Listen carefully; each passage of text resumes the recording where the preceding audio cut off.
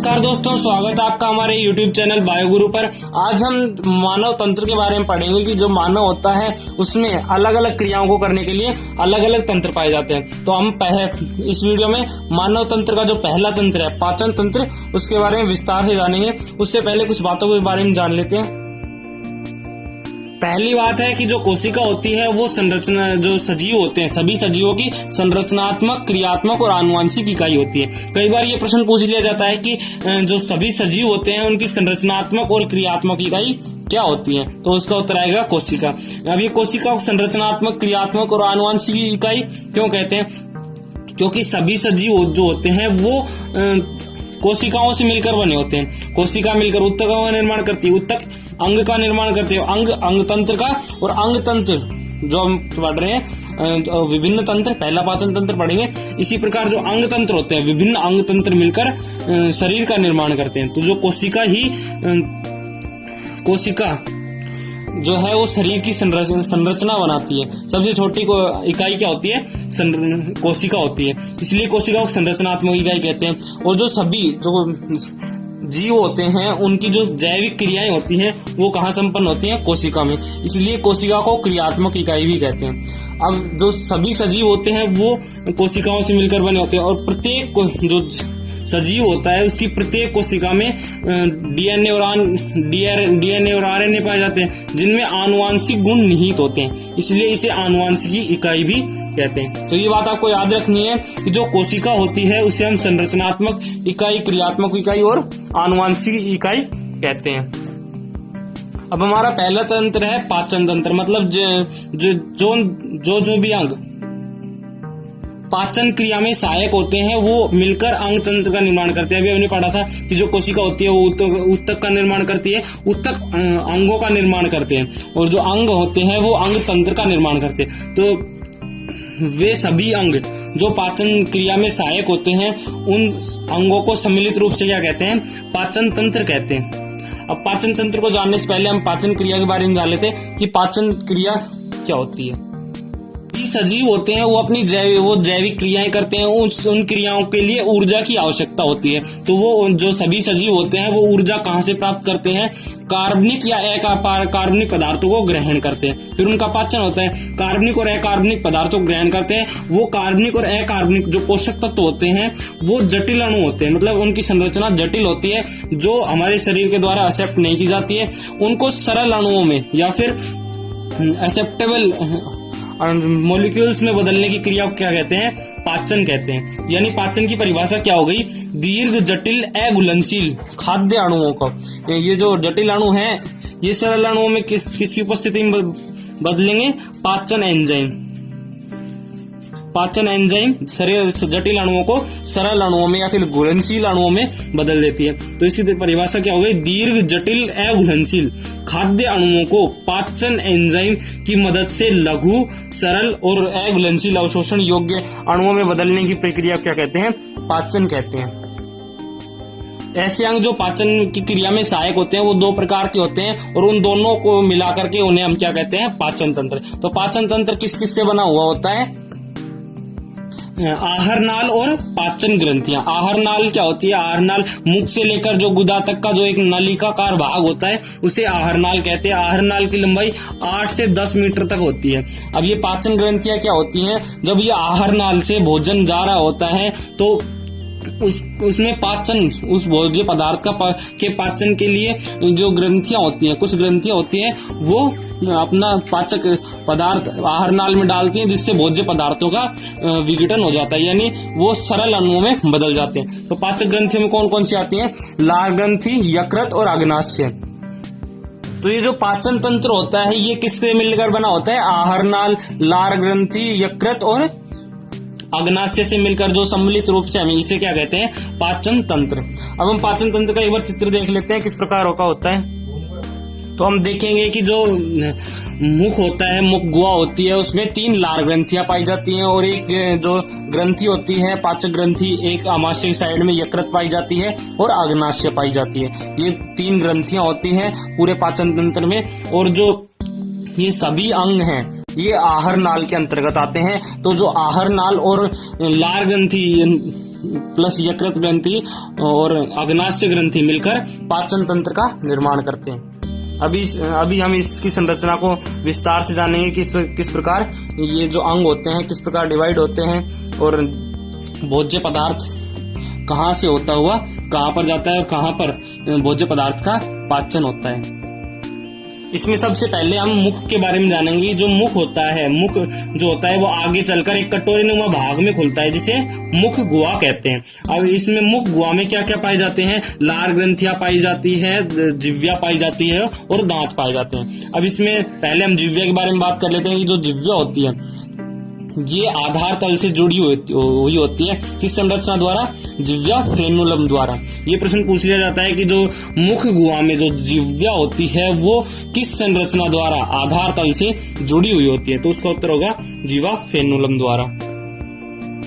अब हम बात करें कि जो मुख गुहा में जो दांत होते हैं वो दांत मसूड़ों से लगे हुए होते हैं, मसूड़ों से जुड़े हुए होते हैं। उस स्थिति को हम क्या कहते हैं? गर्तदंती। अभी तक हमने क्या क्या देख लिया कि जो मुख गुहा होती है, मुख गुहा के किस भाग से जिह्वा जुड़ी हुई होती है, तो किस भाग से जुड़ी हुई होती है? जिह्वा फ्रेनुलम द्वारा। जो दांत होते हैं वो मसूड़ों से जुड़े हुए होते हैं, उनके इस स्थिति को क्या कहते हैं? गर्तदंती। अब जो दांत होते हैं वो पूरे जीवन में 2 बार आते हैं, दांतों के 2 सेट होते हैं, इसलिए दांतों को द्विबारदंती भी कहते हैं। अब इसे द्विबारदंती क्यों कहते हैं?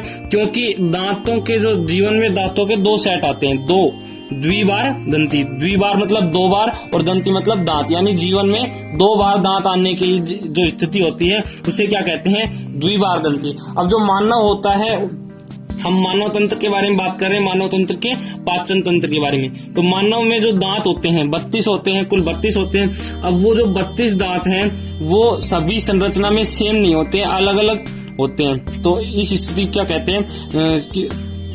विषम दंती। यानी जो सभी दांत होते हैं वो संरचना में एक समान नहीं होते हैं, उनकी जो संरचना होती है वो अलग अलग होती है। जो मानव दांत होते हैं वो 4 प्रकार के होते हैं, मतलब 4 प्रकार के दांत होते हैं। उनमें से सभी चारों होते हैं कृतनक, रदनक, चवर्णक और अग्रचवर्णक। इनकी जो संरचना होती है वो भी भिन्न होती है और इनके कार्य भी भिन्न होते हैं। कृतनक क्या करते हैं? काटने और कुतरने का कार्य करते हैं। रदनक क्या करते हैं? चीरने फाड़ने का कार्य करते हैं। और चवर्णक क्या करते हैं? भोजन को पीसने का कार्य करते हैं। अग्रचवर्णक क्या करते हैं? ये जो अग्रचवर्णक है ये भोज्य पदार्थ को बिल्कुल सूक्ष्म छोटे छोटे अणुओं में बदल देता है। अग्रचवर्णक का ये कार्य होता है। अब इनके जो संरचना और कार्य अलग अलग होती है, इसीलिए जो मानव दांत होते हैं उन्हें विषम दंती, गर्तदंती और द्विबार दंती भी कहते हैं। अब कृदनक, अब बात आती है कि जो मानव में 32 दांत होते हैं उनमें कृदनक, रदनक, चवर्णक और अग्रचवर्णक कितने कितने होते हैं? इसको याद करने के लिए सूत्र है 21-23/21-23। यानी जो ऊपर वाला जबड़ा होता है उसका जो बगल वाला एक साइड का अगर हम देखें तो उसमें 21-23/21-23, यानी 2 दांत तो कृदनक हो गए, 1 रदनक हो गया, 2 चवर्णक हो गए और 3 अग्रचवर्णक हो गए। इसकी स्ट्रक्चर देखें तो इसमें किस प्रकार होता है 21-23 में? ये 21-23 ऊपर वाले जबड़े का एक साइड है, ये देख सकते हैं ऊपर वाले जबड़े का एक साइड, और ये 21-23 नीचे वाले जबड़े का एक साइड। तो हम देखें इसमें 2 कृतनक होते हैं सामने, ये जो खाना होता है उसके कुतरने या काटने का कार्य करते हैं। एक जो होता है वो रदनक होता है जो चीरने फाड़ने का कार्य करता है। 2 होते हैं चवर्णक और 3 होते हैं अग्रचवर्णक। तो एक साइड के ऊपर वाली एक साइड के कितने हो गए टोटल? 2 कृदनक, 1 रदनक, 2 चवर्णक और 3 अग्रचवर्णक। तो ये जो ऊपर वाले जबड़े की एक साइड के कितने दांत हो गए? 8 दांत हो गए। तो इसी प्रकार 8 दांत इधर की साइड, ऊपर वाले जबड़े की दूसरी साइड 8 दांत। ऊपर वाले जबड़े में कितने टोटल दांत हो गए? 16 दांत हो गए। इसी प्रकार नीचे वाले जबड़े में 16, तो टोटल हो गए 32। तो इस प्रकार जो दांतों का सूत्र होता है, इस प्रकार इसमें 2 चवर्णक, इसी अलग अलग दांत होते हैं। तो अब पूरे जबड़े में, दोनों जबड़ों में के मिलाकर कृदनक कितने हो गए? इसमें कृदनक 2 हैं, इधर की साइड भी 2 होंगे। ऊपर वाले जबड़े में कितने हो गए? 4, तो नीचे वाले में भी 4, तो टोटल कृदनक कितने हो गए? 8 कृदनक हो गए। रदनक कितने हो गए?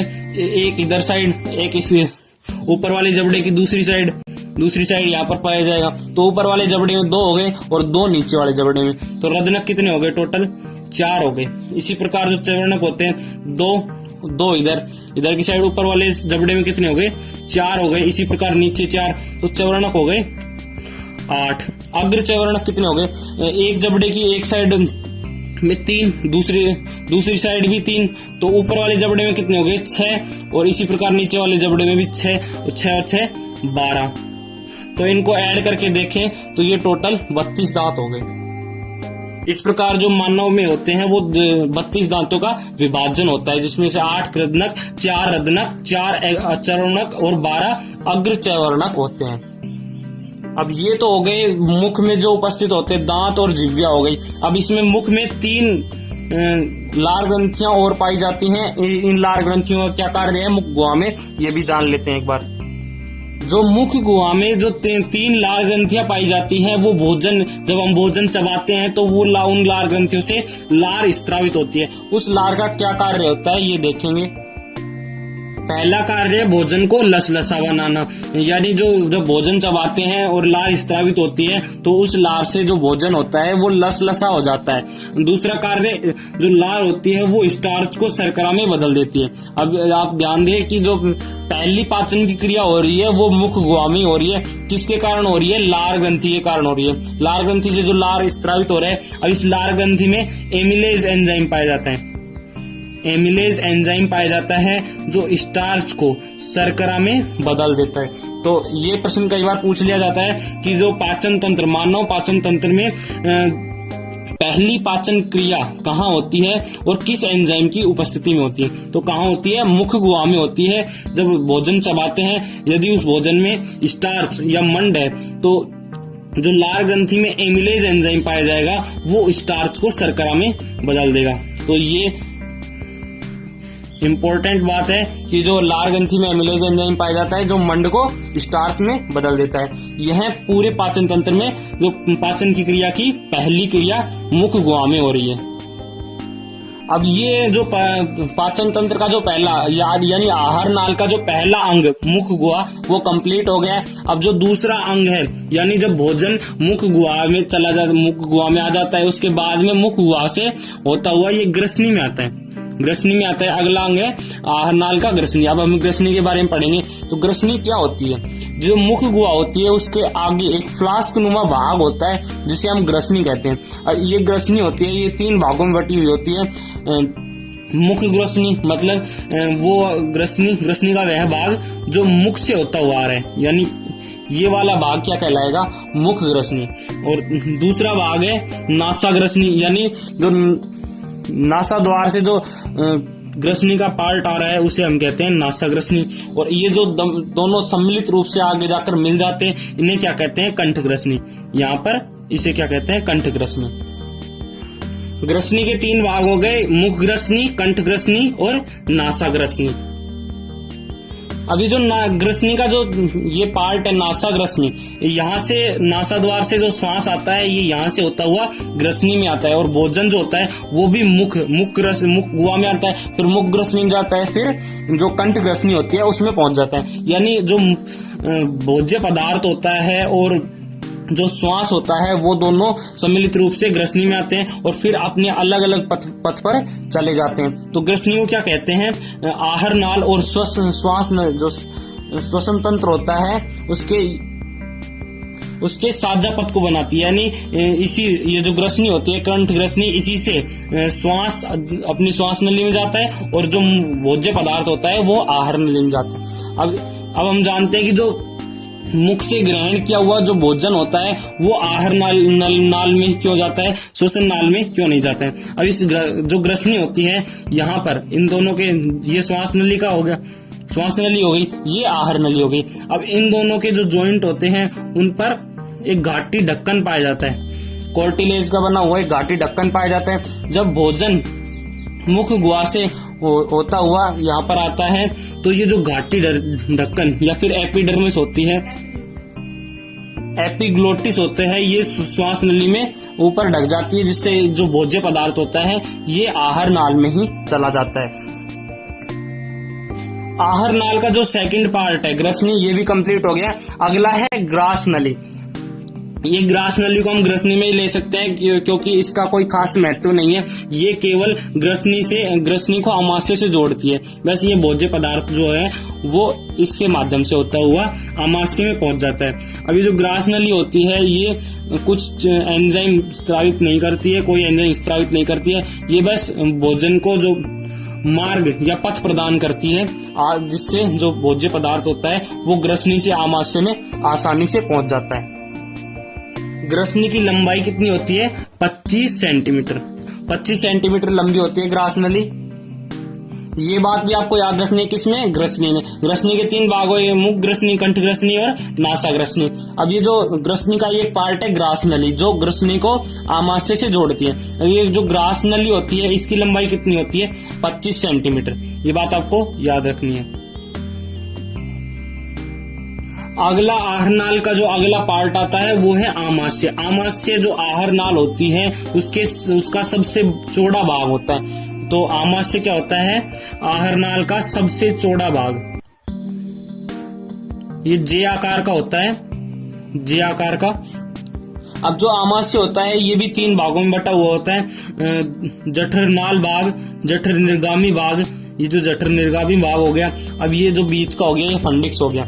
जो जठर नाल भाग होता है ये ग्रास नली से जो आमाशय को वह पार्ट जो ग्रास नली से जुड़ता है, यानी यहाँ पर ग्रास नली अवरोधनी पाई जाती है। अवरोधनी क्या होती है? जो अवरोधनी जो है वो भोज्य पदार्थ को अंदर तो ग्रहण कर लेती है लेकिन वापस बाहर नहीं जाने देती है। तो जो आमाशय का वह पार्ट जो ग्रास नली अवरोधनी से जुड़ा हुआ होता है उसे क्या कहते हैं? आमाशय जठर नाल भाग। और जो दूसरा जो ग्रहणी की तरफ जुड़ा हुआ होता है उसे क्या कहते हैं? जठर निर्गामी भाग। और जो बीच का भाग होता है ये होता है फंडिक्स भाग। फंडिक्स भाग में भी पाचन की क्रिया होती है। पहली पाचन क्रिया कहाँ हो रही थी? मुख गुहा में हो रही थी एमिलेज एंजाइम की उपस्थिति में। दूसरी पाचन की क्रिया कहाँ हो रही है? आमाशय मोगी। आमाशय में 2 एंजाइम पाए जाते हैं, पेप्सिन और रेनिन। आमाशय में 2 एंजाइम पाए जाते हैं, पेप्सिन और रेनिन। अब इनका कार्य भी देख लेते हैं, पेप्सिन क्या कार्य करता है और रेनिन क्या कार्य करता है। तो जो पेप्सिन होता है वो प्रोटीन को अमीनो अम्ल में बदल देता है और रेनिन जो होता है वो दूध को दही में बदल देता है। इसके अलावा जो आमाशय होता है उसकी जो, जैसे ये आमाशय हो गया, इसके चारों जो बाहर का जो साइड होती है, इस मसल्स एरिया में जो यहाँ पर हाइड्रोक्लोरिक अम्ल पाया जाता है, HCl पाया जाता है, जिसका pH कितना होता है? 0.9 से 1.5 तक। यानी ये जो HCl होता है ये प्रबल होता है, प्रबल अम्ल होता है। प्रबल अम्ल यहाँ पर क्यों पाया जाता है? ताकि जो भोज्य पदार्थ के साथ जो जीवाणु या बैक्टीरिया आए हुए हैं वो HCl की वजह से यही नष्ट हो जाए। और एक HCl एक कार्य और करता है कि जो ये भोज्य पदार्थ आया है इसे अम्लीय माध्यम में बदल देता है, क्योंकि HCl प्रबल अम्ल है, इसका pH 0.9 से 1.5 तक है, जिससे इसके सारे जीवाणु नष्ट हो जाते हैं और जो भोज्य पदार्थ होता है उसका माध्यम भी अम्लीय हो जाता है। अगला टॉपिक आता है कि जो आहर नाल का अगला भाग क्या है? जो आमाशय होता है वो किससे जुड़ा होता है? छोटी आंत की ग्रहणी में। अब ये जो ग्रहणी होती है ये पूरी छोटी नाल बनाती है और बड़ी जो आंत होती है उसमें जुड़ जाती है। छोटी आंत का कार्य क्या होता है? ये भोज्य पदार्थ का जो विघटन करती है और उसका अवशोषण करती है। अभी तक हमने पढ़ा था कि जो आमाशय होता है उसमें कुछ क्रिया होती है, 2 एंजाइम पाए जाते हैं। यहाँ पर स्टार्च बदल जाता है, किसमें? ग्लूकोज शर्करा में बदल जाता है। और यहाँ पर जो प्रोटीन होते हैं और या दूध या कैसिनोजिन होते हैं उनका विघटन हो जाता है। और जो बाकी के भोज्य पदार्थ होते हैं उनका विघटन छोटी आंत में होता है और यहीं उसका अवशोषण होता है। तो अगला टॉपिक है छोटी आंत। छोटी आंत को 3 भागों में बांटा गया है। एक तो हो गया ग्रहणी। ये जो ग्रहणी होता है यहीं पर सारी रासायनिक क्रियाएं होती है, यानी जो भोज्य पदार्थ होता है उसका विघटन सर्वाधिक कहाँ होता है, ग्रहणी में। ये जो मुड़ा हुआ भाग होता है, यहाँ पर क्यों होता है, क्योंकि जो यकृत से जो पाचक एंजाइम बने हैं और जो अग्नाशय से जो पाचक एंजाइम बने हैं, ये दोनों पाचक एंजाइम ग्रहणी में आ जाते हैं और यहाँ पर जो भोज्य पदार्थ होता है उसका विघटन हो जाता है, यानी जो जटिल अणु होते हैं वो सरल अणुओं में बदल जाते हैं। अब जो छोटी आंत होती है यानी ग्रहणी होती है, छोटी आंत का भाग होता है ग्रहणी, उसमें दो रस आते हैं यकृत से पित्त रस। यकृत कौन सा रस निर्मित करता है, पित्त रस निर्मित करता है। और अग्नाशय से अग्नाशयी रस होता है। अग्नाशयी रस में क्या क्या होता है, इमाइलेज, मुख्य रूप से तो इमाइलेज, लाइपेज और ट्रिप्सिन होते हैं और बाकी अन्य भी होते हैं, लेकिन उनका इतना ज्यादा महत्वपूर्ण योगदान नहीं है, क्योंकि जो भोजन के जो घटक होते हैं उनमें कार्बोहाइड्रेट, वसा और प्रोटीन ही होते हैं। तो कार्बोहाइड्रेट का पाचन कौन करता है, जो अग्नाशयी रस में इमाइलेज एंजाइम पाया जाता है, ये कार्बोहाइड्रेट का पाचन करता है। लाइपेज जो होता है वो वसा का पाचन करता है और ट्रिप्सिन जो होता है वो प्रोटीन का पाचन करता है। अभी हमने पढ़ा था कि जो आमाशय होता है उसमें भी प्रोटीन का पाचन होता है। प्रोटीन का पाचन कौन कर रहा था, पेप्सिन कर रहा था। पेप्सिन जो होता है वो प्रोटीन को किस में बदल देता है, अमीनो अम्ल में। तो ये जो ट्रिप्सिन होता है ये भी प्रोटीन को एमिनो अम्ल में बदल देगा। इसके अलावा जो अग्नाशयी रस होता है उसमें माल्टेज, लैक्टेज, सुक्रेज, न्यूक्लियेज और न्यूक्लियोसाइटेज एंजाइम पाए जाते हैं, जो माल्टोज, लैक्टोज, सुक्रोज और न्यूक्लिक अम्ल का पाचन कर देते हैं। तो जो छोटी आंत, अभी हम बात करें छोटी आंत की, तो जो छोटी आंत की लंबाई होती है वो कितनी होती है, 7 मीटर होती है। 7 मीटर यानी 22 फीट होती है। तो ये बात आपको याद रखनी है। जो आहार नाल का सबसे लंबा भाग कौन सा होता है, छोटी आंत। इसकी लंबाई 7 मीटर तक होती है। अब छोटी आंत से रिलेटेड एक बात और जान लेते हैं। छोटी आंत और जो बड़ी आंत, छोटी आंत जहां बड़ी आंत से जुड़ती है वहां पर एक अंगुलीनुमा उभार पाया जाता है जिसे परिशेषिका कहते हैं। ये जो परिशेषिका होती है ये अवशेषी अंग है।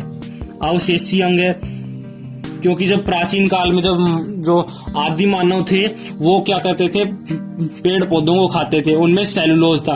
तो उसके पाचन के लिए ये जो परिशेषिका होती है इसमें सेलुलोज पाचक एंजाइम पाए जाते हैं। लेकिन अब जो मानव होता है वो सेलुलोज को ग्रहण नहीं करता है, इसलिए जो परिशेषिका होती है ये अवशेषी अंग के रूप में छोटी आंत और बड़ी आंत जहां पर मिलते हैं वहां पर पाई जाती है। अब अगला टॉपिक है बड़ी आंत। बड़ी आंत जो होती है वो छोटी आंत से भी आकार में बड़ी होती है। आकार में बड़ी होती है यानी जो साइज होता है इसका बड़ा होता है, लेकिन ये जो इसकी लंबाई होती है वो इससे छोटी होती है। इसका कार्य क्या होता है, जो छोटी आंत होती है वो तो क्या कर लेती है, भोजन का विघटन कर लेती है और भोजन को ग्रहण भी कर लेती है। अब बड़ी आंत का कार्य क्या होता है, बड़ी आंत में जो है वो जल शोषक पाए जाते हैं। इसमें जल शोषक पाए जाते हैं क्योंकि जो छोटी आंत होती है वो भोज्य पदार्थ का अवशोषण करती है और जो बड़ी आंत होती है वो जो अपचयी अपचित भोजन है और उसमें जो जल है उसमें से जल का अवशोषण कर लेती है और जो अपचित भोजन है उसे मलाशय तक पहुंचा देती है।